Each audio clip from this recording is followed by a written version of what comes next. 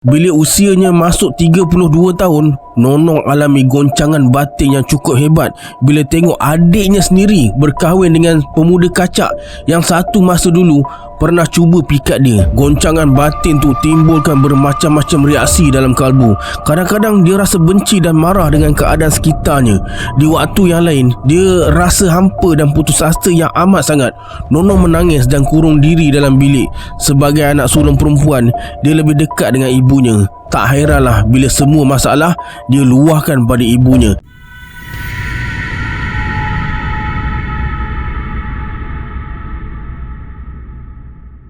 A'udzubillahi minasyaitonirrajim. Bismillahirrahmanirrahim. Assalamualaikum semua, kembali lagi bersama saya Syarul. Terima kasih sebab dah klik video ni. Semoga yang menonton video ni ditambahkan rezeki dan dipermudahkan urusan dunia dan akhirat. Hari ni saya akan sambung cerita bercakap dengan jin siri 208 dan 209. Yang mana terlepas siri-siri sebelum ni boleh cari di playlist bercakap dengan jin. Jangan lupa subscribe, like dan komen dalam video ni. Kepada yang nak join grup Telegram saya dah letakkan link dekat bawah. Macam biasa, sebelum saya mulakan, jom kita baca selawat dulu. Sallallahu Rabbuna ala nuril mubin Ahmad al-Mustafa Sayyidil Mursalin. Sallallahu Rabbuna ala nuril mubin Ahmad al-Mustafa Sayyidil Mursalin. Sallallahu Rabbuna ala nuril mubin Ahmad al-Mustafa Sayyidil Mursalin. Tanpa buang masa lagi, jom let's jump to Rabak Serah.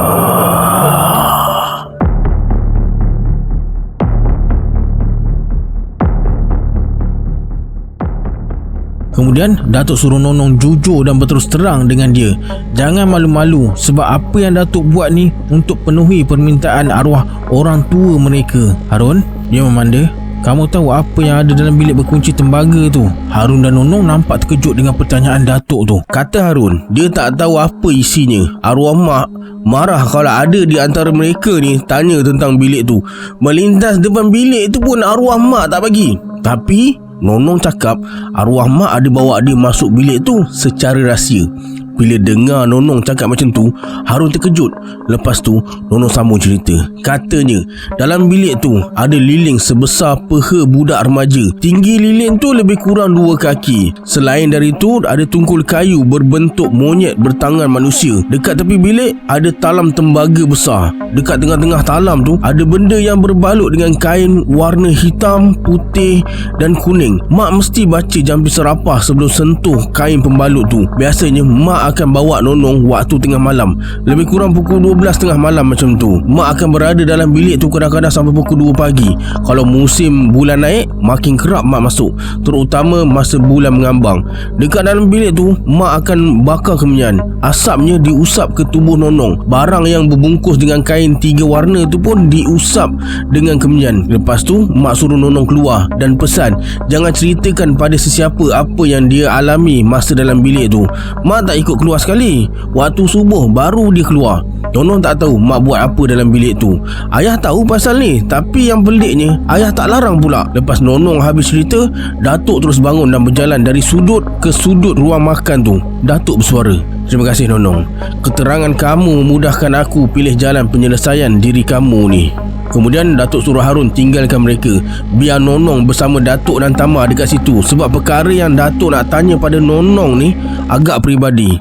Tak jadi masalah, silakan memanda, kata Harun. Segera bangun dan melangkah tenang tinggalkan ruang makan. Nonong nampak tenang untuk menghadapi situasi itu. Datuk pesan pada Tama, apa yang dia dengar nanti jangan dihebahkan pada sesiapa pun. Kemudian Datuk bertanya, Nonong, pernah tak ada orang cakap kamu ni cantik, tapi sayang ada sesuatu yang buatkan lelaki jauhkan diri dari kamu? Mereka macam benci. Nonong kata ada seorang perempuan tua. Dia tu bidan kampung dan bomoh. Nonong tak tahu sekarang ni bidan tu masih ada lagi atau dah meninggal dunia. Kenapa memanda? Tak ada apa-apa, cuma apa yang dikatakan orang tu hampir sama dengan apa yang terlintas dalam kepala aku, kata Datuk. Lepas tu Datuk suruh Nonong ceritakan semuanya pada dia. Jujur, jangan sembunyi-sembunyi, jangan tipu dan ditokok tambah. Walaupun perkara tu akan buka pekong sendiri dan keluarga, mendatangkan aib, cuma dengan cara ini je Datuk boleh usaha menolong dan tunaikan permintaan arwah ayah dia. Kemudian Datuk suruh Nonong ceritakan pengalaman dan perasaan yang Nonong alami masa umur dia dekat 30 tahun. Nonong nampak resah, tapi akhirnya dia cerita juga. Kata Nonong, masa umur dia awal 30-an dulu, dia alami tekanan perasaan yang cukup hebat. Selalu tertanya-tanya dalam diri, kenapa tak ada seorang pemuda yang nak rapat dengan dia. Kawan-kawan sekolah dan sepermainan hampir semuanya dah menikah, malah ada yang dah ada anak. Dia pernah mandi bunga dengan pantang larang yang cukup ketat, sama juga tak berhasil. Usia terus bertambah. Untuk hilangkan kerusingan yang belenggu fikiran dan batinnya, Nonong cuba bergerak dalam badan-badan sosial dengan harapan akan bertemu jodoh. Bila usianya masuk 32 tahun, Nonong alami goncangan batin yang cukup hebat bila tengok adiknya sendiri berkahwin dengan pemuda kacak yang satu masa dulu pernah cuba pikat dia. Goncangan batin tu timbulkan bermacam-macam reaksi dalam kalbu. Kadang-kadang dia rasa benci dan marah dengan keadaan sekitarnya. Di waktu yang lain, dia rasa hampa dan putus asa yang amat sangat. Nonong menangis dan kurung diri dalam bilik. Sebagai anak sulung perempuan, dia lebih dekat dengan ibunya. Tak hairanlah bila semua masalah dia luahkan pada ibunya. Dan ibu selalu kata pada Nonong, belum ada jodoh lagi, rajin-rajinlah berdoa pada Tuhan, semoga kamu dipertemukan dengan lelaki baik dan berhati mulia.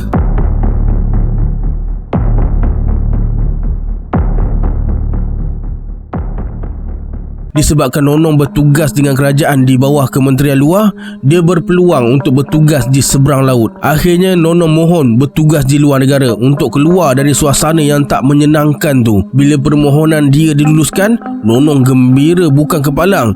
Dia dihantar berkhidmat di Konsul Republik Indonesia di Pulau Pinang sebagai kerani.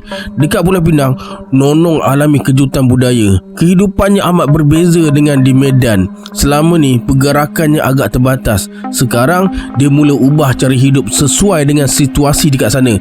Dekat Medan, pulang je dari pejabat, Nonong tak ke mana-mana. Dia banyak habiskan masa dengan ibu. Dekat Pulau Pinang, Nonong berubah. Dari seorang gadis yang agak pemalu dan selalu rasa rendah diri, bertukar jadi gadis yang periang. Nonong libatkan diri dengan badan-badan sukarela, berkawan dengan sesiapa saja, mula belajar bahasa Inggeris dengan baik. Disebabkan desakan dan dorongan kawan-kawan, Nonong mula pergi kelab-kelab malam dan perlahan-lahan mula hisap rokok dan berjinak-jinak dengan alkohol.